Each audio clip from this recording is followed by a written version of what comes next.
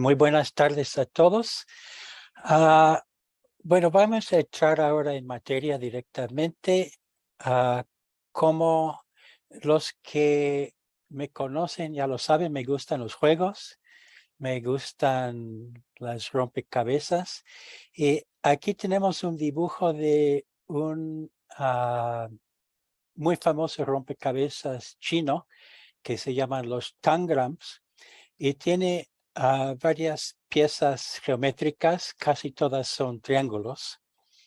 Y el objeto es de meter esos triángulos colocándolos dentro de una caja, un espacio predeterminado para que llenen ese espacio.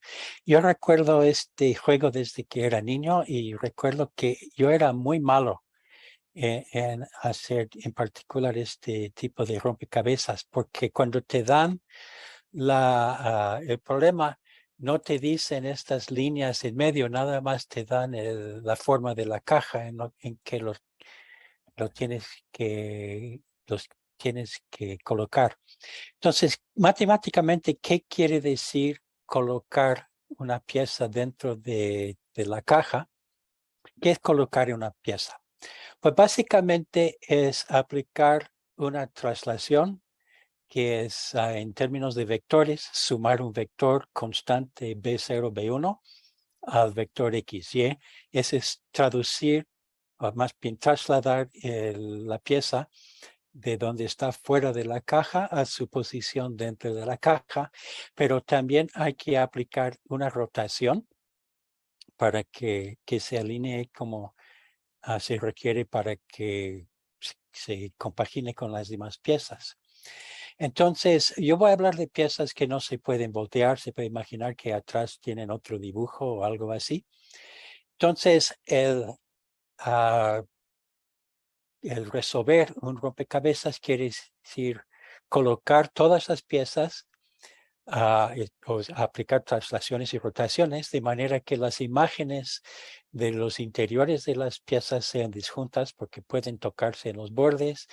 Vamos a requerir que se alinean aristas con aristas de cierta manera. Voy a explicar eso en un momento, en el rompecabezas particular que quiero plantear. Y obviamente quieres llenar la caja. Entonces, esto le llamaría pues colocar piezas en un rompecabezas. Solo que, como dijo el doctor Pacheco en la presentación, que quiero pensar en términos de variable compleja. En lugar entonces de x, y, que es un vector, lo voy a pensar como un número complejo z, y trasladar es sumar otro número complejo b, y rotar es multiplicar por un número compleja de norma 1, valor absoluto 1, que comúnmente se representa como una exponencial de y veces el ángulo. Entonces, este va a ser colocar la pieza en términos de variable compleja, con las mismas reglas de cómo funcionan las piezas. Entonces, mucho tiene que ver, lo que quiero tratar de dar a entender, es que la notación de números complejos es muy interesante. Pero yo voy a hacer un juego mucho más retador, es que yo voy a usar piezas estirables. Entonces, en lugar de solamente trasladar y rotar las piezas, voy a permitir que tú estires, es decir, reescales las piezas, que es multiplicar por un número complejo, un número real que tomamos mayor que 0. Entonces, todas las posibles movimientos, los movimientos se representan en números complejos como mover un punto Z a veces Z más B. A contiene la rotación y el estiramiento o el rescalamiento en un solo número complejo, R veces la parte rotativa E a la I teta. Esto se llama una transformación lineal afín compleja porque sus coeficientes de esta fórmula polinomio de grado 1 son coeficientes complejos. Entonces, ahora, ¿qué pasa cuando tratamos de resolver un rompecabezas así? Yo voy a tomar como, pues, la caja puede ser cualquier forma, cuadrada, rectangular, forma de una letra del alfabeto, pero yo voy a tomar una caja redonda y pues las piezas quizás no quepan exactamente, pero vamos a hacer lo mejor que podamos. Pero las piezas que tengo aquí, que para mi juego van a ser todos triángulos, aunque eso no importa nada, pues como se puede ver, no caben en esa caja. Son demasiado grandes. Con 2 o 3 de esos triángulos ya no caben más. Pero esto es porque en la figura, la parte a la izquierda, la lista o el conjunto de triángulos o de piezas, los normalicé para que todos tengan base igual. La base de todos los triángulos los he puesto aquí porque como este juego permitir estirarlos o achicarlos, pues no importa cómo vienen originalmente las piezas. Entonces el problema es meter estas piezas a que las aristas se alineen decentemente dentro de esta caja. Entonces cada quien puede tomar su captura de pantalla, imprimirlo, recortarlo y a ver después qué hace. Bueno, aquí está una solución. Vamos a ver después si es una solución única. Las piezas se van en los diversos lugares según los colores. Hay un espacio aquí fuera que pues no se rellenó completamente y quizás es importante notar también que hay un espacio en medio que no se rellenó completamente. Pero así es el juego de los rompecabezas estirables. Ok, entonces puedo darles una pista que la pieza roja tiene que ir al lado de la pieza verde y que la amarilla al lado de la negra y cuál lado tiene que ir al lado de cada uno. Eso hace el problema un poco más fácil, pero lo que no te voy a decir, pues claro, no voy a decir cuánto tienes que trasladar, perdón, o rotar, pero tampoco te voy a decir cuánto tienes que estirar cada pieza. Entonces vamos a decir que este rojo va al lado de este negro, como está así, y te digo cuál lado tiene que compaginar, pero no te digo más. Entonces, el problema de resolver el rompecabezas es realmente el problema de saber los factores de estiramiento. ¿Ok? Espero que esto esté claro porque ahora vamos a ponerlo en forma matemática, un poco más preciso. Estamos trabajando realmente con clases de equivalencia de triángulos. La clase de equivalencia se llama la similitud. Un triángulo es similar a otro cuando hay una traslación, rotación y estiramiento, es decir, una lineal afín, transformación lineal afín compleja que envía uno de los triángulos al otro. Eso quiere decir que los triángulos son similares o son equivalentes. Entonces, yo quiero usar triángulos marcados, es decir, tú decides cuál es el primer vértice, o más fácil, vamos a decir, tú decides cuál es la primera arista. Entonces, se escoge una base, y en ese sentido el triángulo está marcado. Y dada la base, puedes decir cuál es la otra primera arista y segunda arista si das la vuelta en orden de las manecillas del reloj. Y solo hay una transformación lineal afín que envía en los números complejos el intervalo de 0 a 1 a la base del triángulo conservando la orientación. Es decir que tienes las dos aristas de la base, vértice 1 y vértice 2, y quieres que el 0 vaya a vértice 0 y el 1 vaya a vértice 2 y muy fácilmente sacas los coeficientes. Entonces, cuando hagas esto, haces que el triángulo de referencia que tengo a la derecha se envíe por una transformación lineal afín, de manera que la base se envía a la base. Entonces, si el triángulo es orientado apropiadamente, el tercer vértice, o sea, de la inversa, queda en el semiplano superior.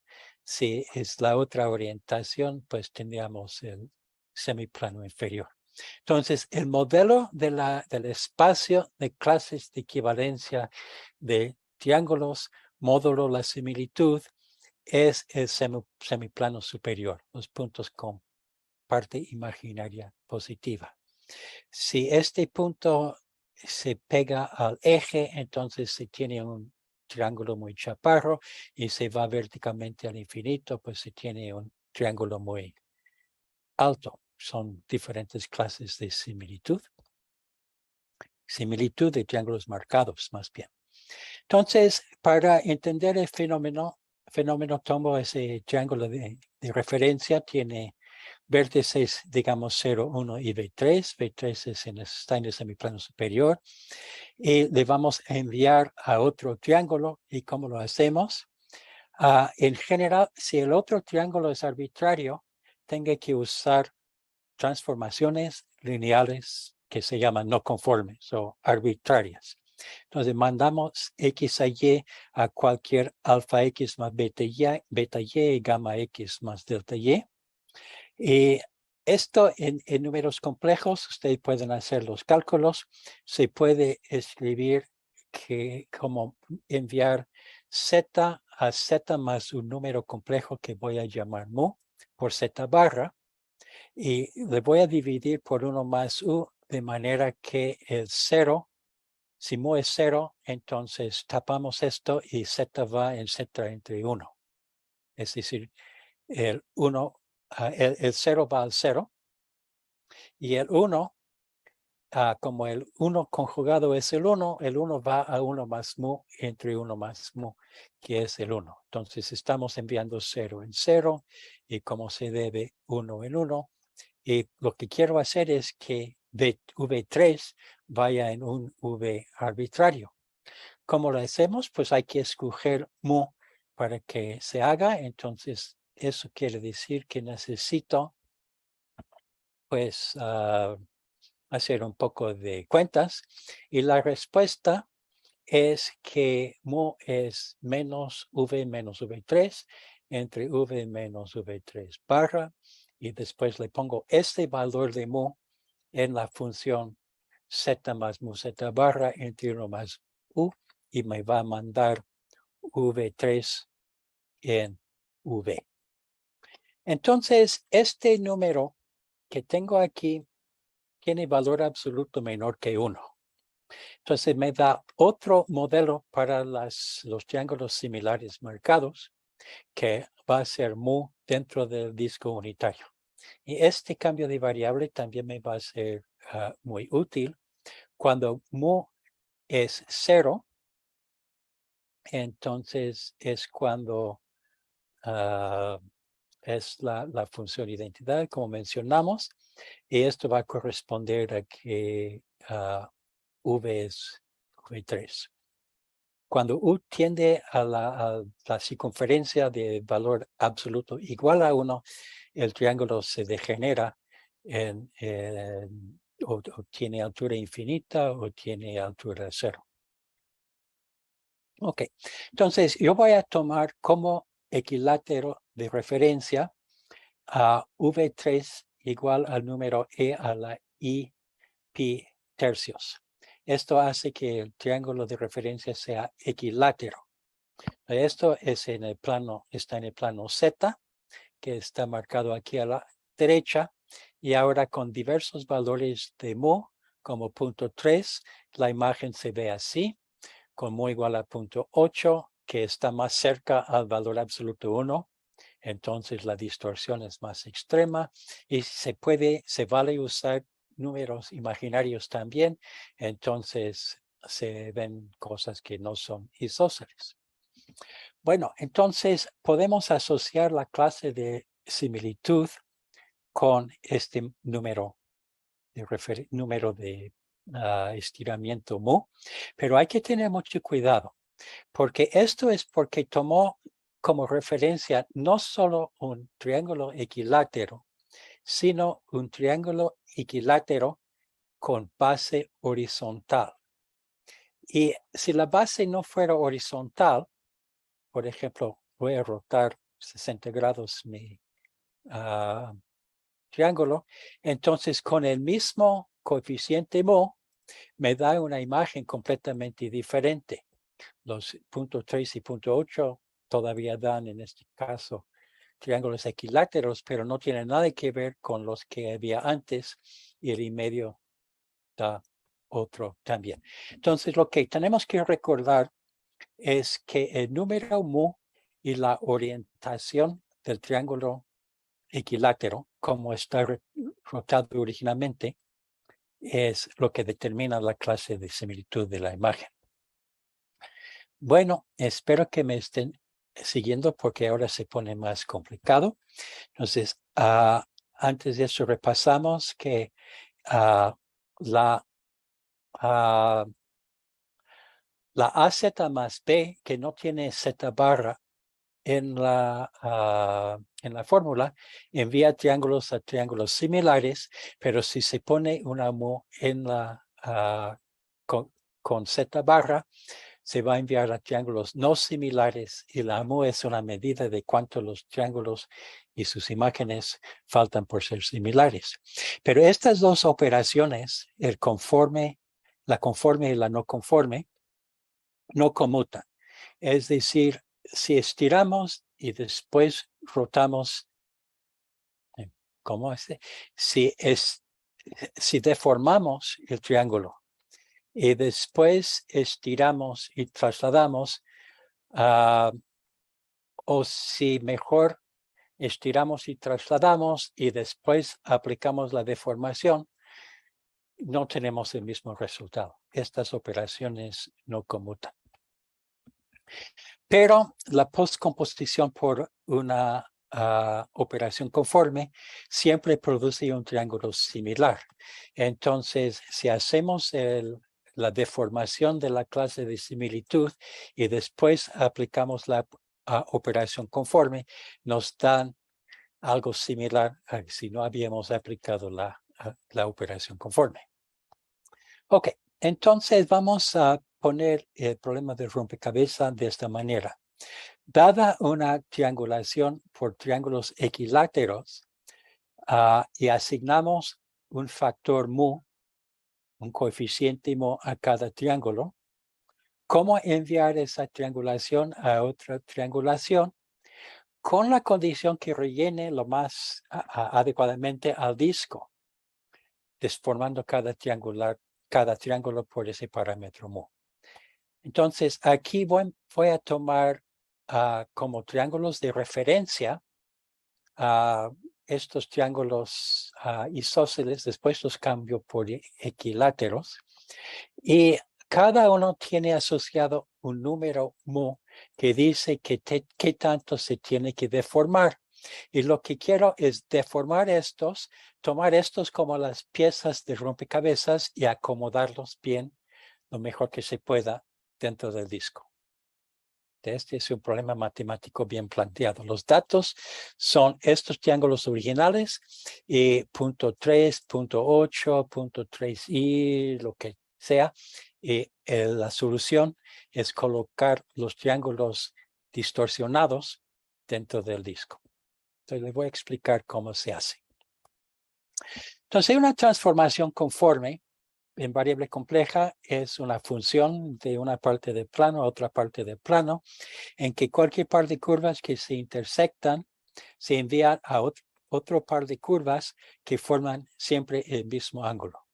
Donde tú pintes un par de curvas, las curvas imágenes tienen que tener el mismo ángulo.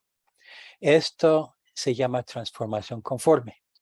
Para los que no estén familiarizados con el concepto, les pongo algo que reflexionar. Mandamos X y Y a 2XY. Entonces es conforme y uno mira, bueno, manda el eje horizontal al eje horizontal. manda el eje vertical al eje vertical. El ángulo es 90 grados. Manda a un ángulo de 90 grados. Entonces, al parecer es conforme. Pero la definición es que todo par de curvas tiene que conservar el ángulo. Y pues aquí un ángulo de 45 grados va a otro ángulo que les dejo como tarea ver cuánto vale, pero este no es conforme. Entonces es una transformación conforme. Ahorita vamos a ver que esto no cumple con la fórmula que se requiera. Entonces aquí está la fórmula que se requiere. Una función diferenciable va a ser conforme cuando su derivada en el sentido de su matriz derivada o su matriz derivada jacobiana es de una matriz que se llama elemento del grupo conforme, que son matrices que tienen A y A, o sea que multiplica X por A y multiplica Y en la otra parte por el mismo A, y la Y en el primer término es menos lo que es en el siguiente término. Y el X,2Y no es de esa forma. Entonces, hay una matriz de esta forma en cada punto, pero como las derivadas son las de X y las de E, la transformación que manda X más Y a U más IB, o X, Y en U, Y, satisface las ecuaciones de Cauchy-Riemann, que la derivada parcial de U con respecto a X es igual a la derivada parcial de V con respecto a Y, mientras que la derivada de U con respecto a Y es menos la derivada parcial de U con respecto a X. Eso se llaman las ecuaciones de Cauchy-Riemann y describen una función conforme. Ahora, escribiendo esto en notación compleja, introducimos la derivada parcial de f con respecto a z barra. Es una operación simbólica que es tomar la derivada con respecto a x y restar y veces la derivada con respecto a y. La derivada parcial con respecto a z barra es lo mismo, pero poniendo un signo de más en lugar del signo de menos. De esa manera, las ecuaciones de Cauchy-Riemann se expresan diciendo que la derivada parcial de f con respecto a z barra es igual a 0. Con eso introducimos en plan de normalización el concepto de derivada de Beltrame.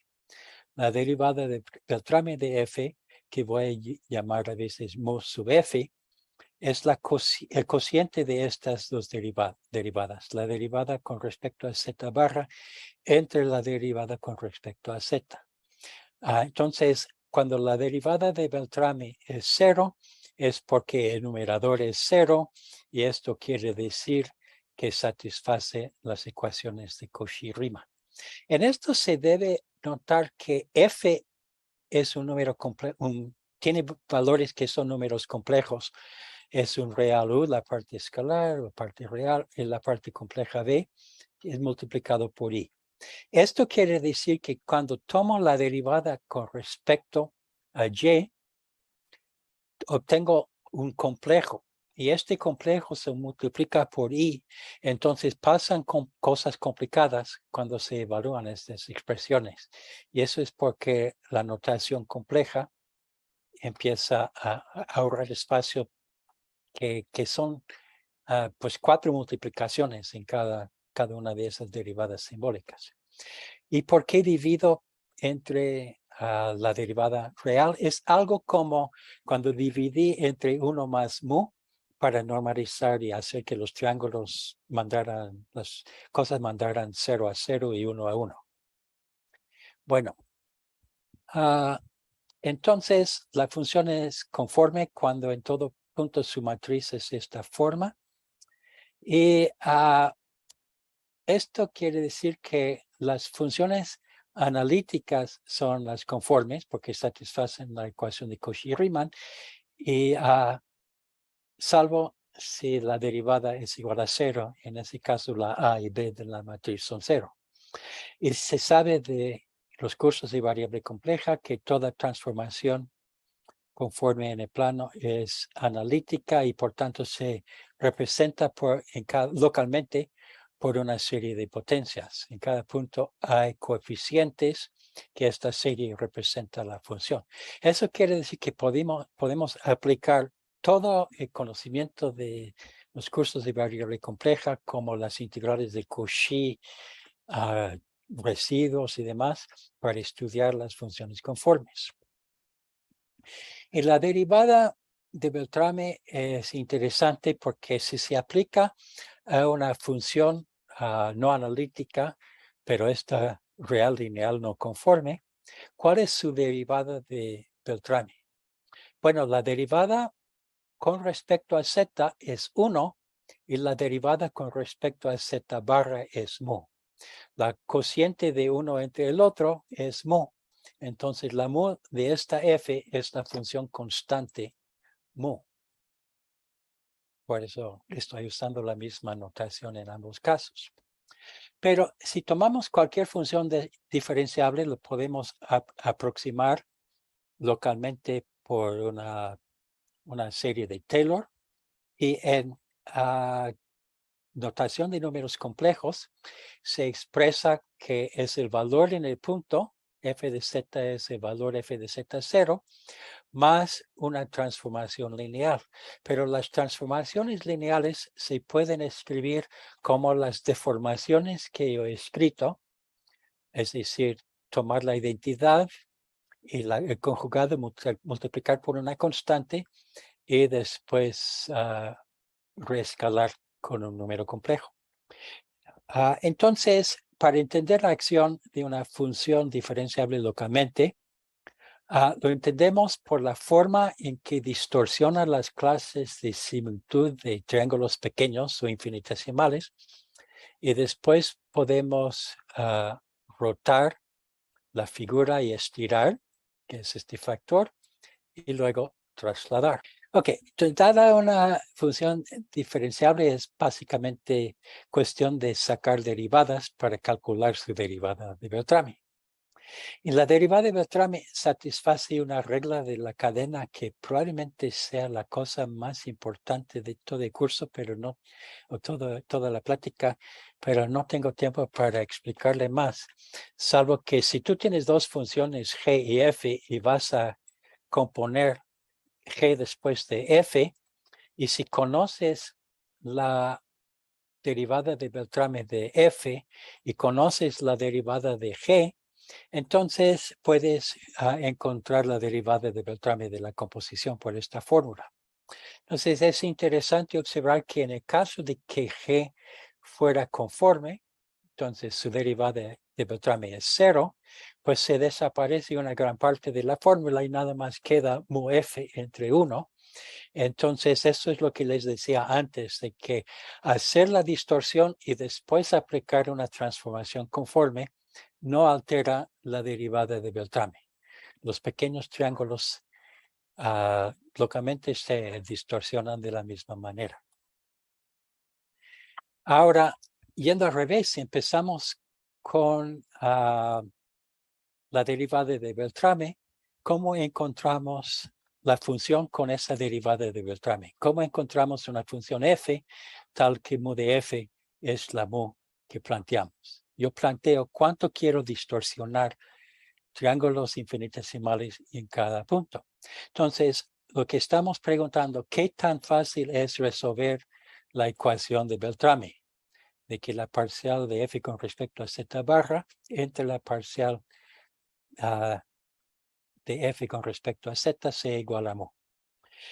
Bueno, esto vamos a practicar un poco, pero si hay una solución f y tomamos la postcomposición con una transformación conforme, una función analítica y 1 a 1, entonces la composición también es una solución. Entonces, dada una solución f0, digamos, G después de F0 con G conforme es el conjunto de todas las soluciones. Esto permite aplicar la teoría de la transformación conforme, que no voy a hablar hoy, de cambiar la caja que era un disco en una caja que fuera un cuadrado o cualquier forma. Por eso resolver el problema para un disco en cierto sentido resuelve el problema. En parte es porque conocemos todas las transformaciones conformes del disco. En el disco voy a escribir D con palito para el disco. Y hay un teorema que dice que existe una solución a la ecuación de Beltrami en casi todo punto, que voy a explicar en un momento. Y una vez que tengas una solución, todas las demás soluciones son composiciones de esta F con una transformación del disco en sí, que es decir, una transformación de Möbius de una forma muy especial. Entonces, lo que dice ese teorema es que la mu está en L infinito. Mu es menor de... se me olvidó escribir aquí la norma infinito de mu tiene que ser menor que 1 estrictamente. Se omitió decir. Y eso quiere decir que la mu es una cosa que conocemos en casi todo punto. Y resulta que la solución va a ser una función absolutamente continua en casi toda recta vertical y casi toda recta horizontal. Y esto implica, por lo que ustedes aprenderían en el primer semestre, quizás el primer año de la maestría, que las funciones absolutamente continuas tienen derivadas en casi todo punto, y eso hace que la ecuación de Beltrami se resuelva en casi todo punto.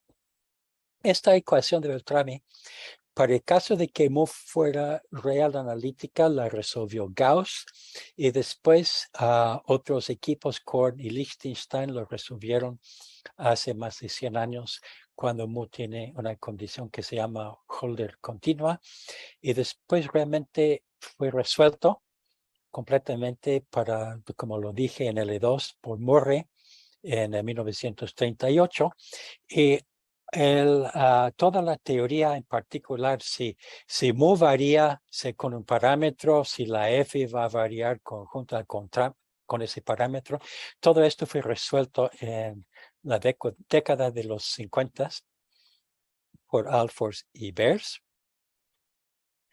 Ahí, perdón, Mike, me Sí. gustaría comentar algo rápido, que el profesor Mike Porter hizo una estancia académica con el profesor Lyman Beers cuando él estaba terminando sus estudios.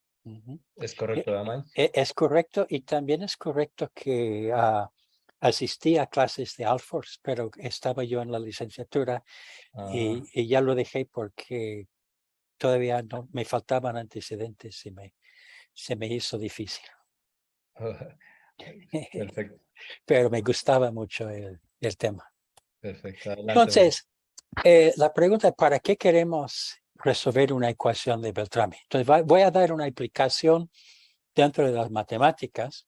El problema es dar una superficie y encontrar una transformación conforme en una región plana.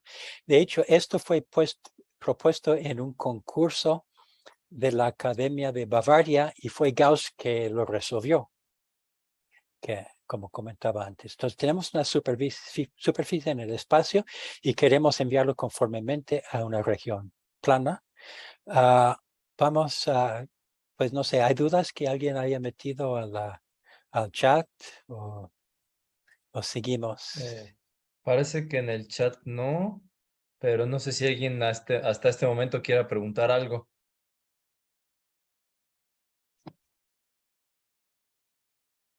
Ahí Bueno, están los signos de interrogación. si hay una duda en unos momentos, pues sigan pensándolo. Adelante. Entonces, yo voy a decir que mi superficie está definida que para cada XY en el plano, la superficie está a altura A de XY.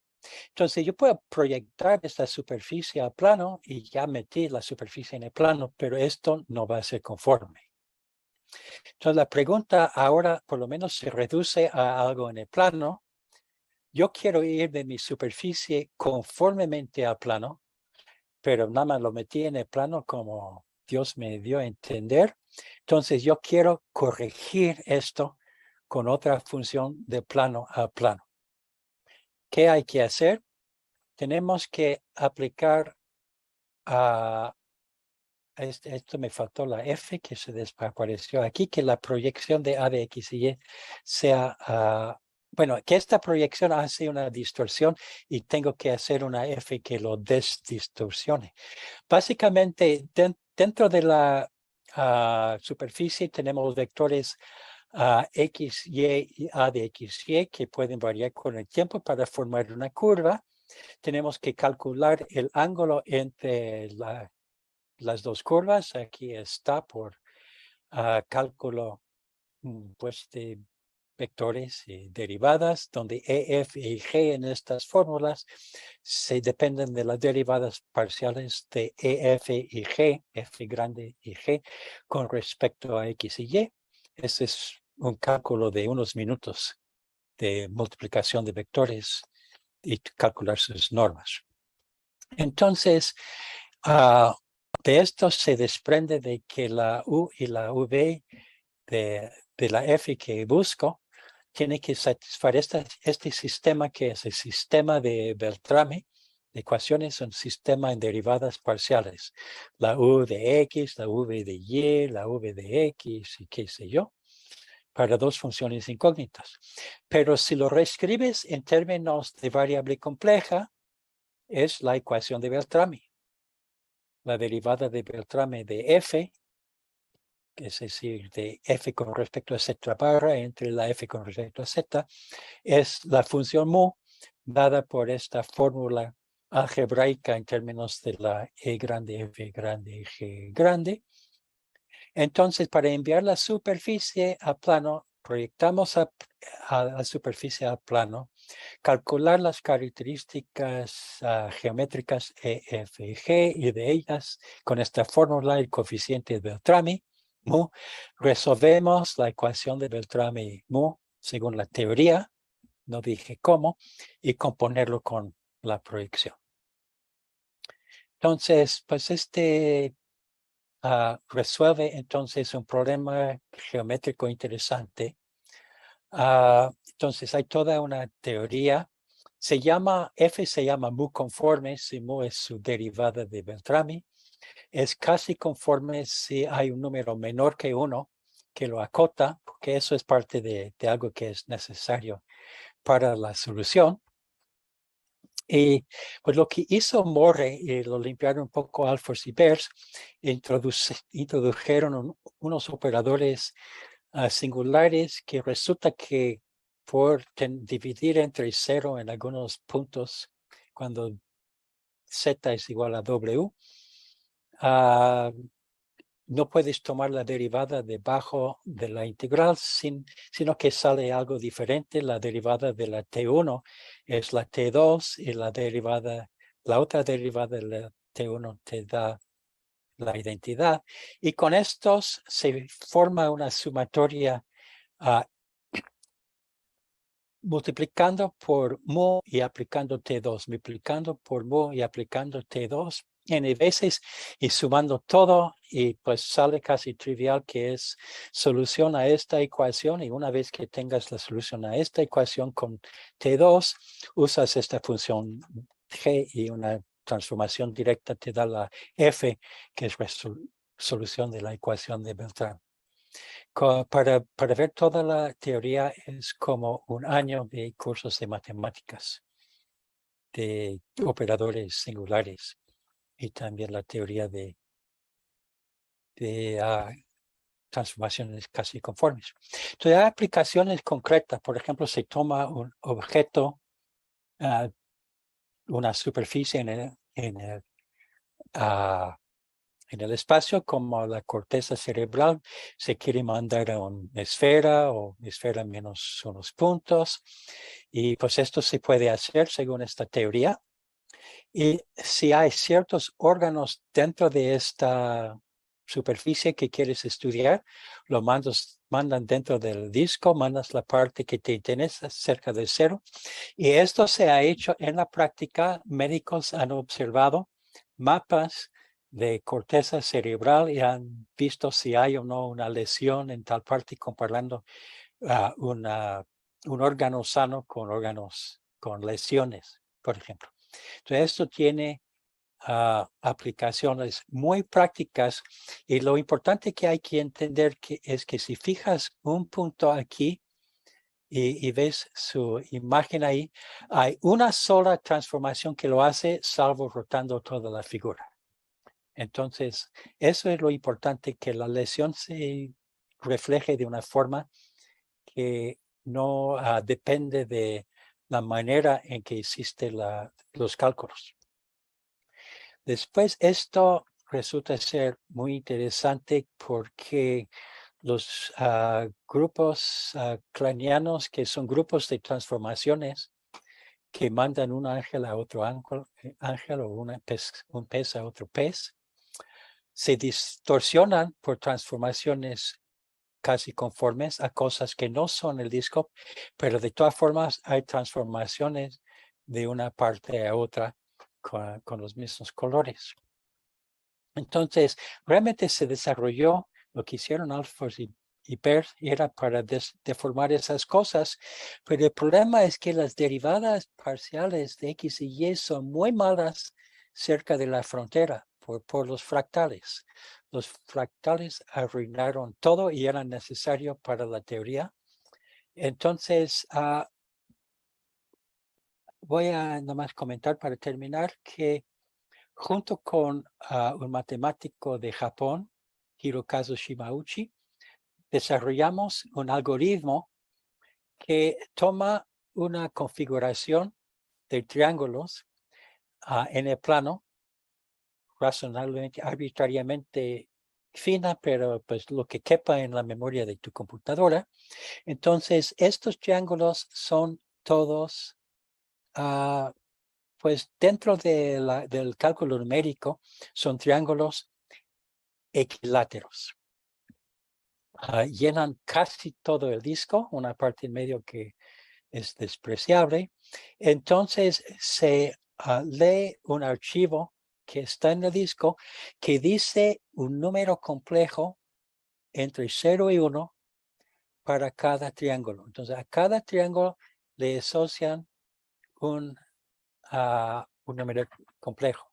Yo voy a hacerlo de manera que todos los triángulos en el semiplano superior, el número complejo que se le asocia es la información en el archivo, es el 0. Entonces, este triángulo, 0, este triángulo 0, este triángulo 0, todos estos son 0. Y en el semiplano inferior, a cada triángulo le asocio el número complejo, que también es real, el punto 3. Punto 3, punto 3, punto 3, punto 3, punto 3. Entonces es una derivada de Beltrame que no es continua porque tiene una discontinuidad de brinco sobre el eje. Y resuelvo y el programa unos segundos después hasta esta figura en donde todos los triángulos que tenían el 0 asociado se envían a triángulos similares al original, que quiere decir que también equiláteros, pero todos los que tenían asignado el punto 3 son un triángulo que corresponden a la distorsión original, tomando en cuenta la rotación de este triángulo. El único triángulo en su clase de equivalencia, de similitud, con esta distorsión correspondiente. Y hay una sola manera de poner estas piezas en esta caja, de manera que lo más posible se alinee el borde y que pues las rotaciones no me interesan, entonces mando el punto 1 al punto 1. Es la única solución. La verdad que no es exacta, tiene cierto error de cálculo, pero mediante pues módulo el error de redondeo y de cálculo, esta es la mejor solución al problema. Entonces, por eso siempre me han gustado los rompecabezas, porque uno nunca sabe y pueden prestarse a problemas prácticos. Entonces, pues, muchas gracias.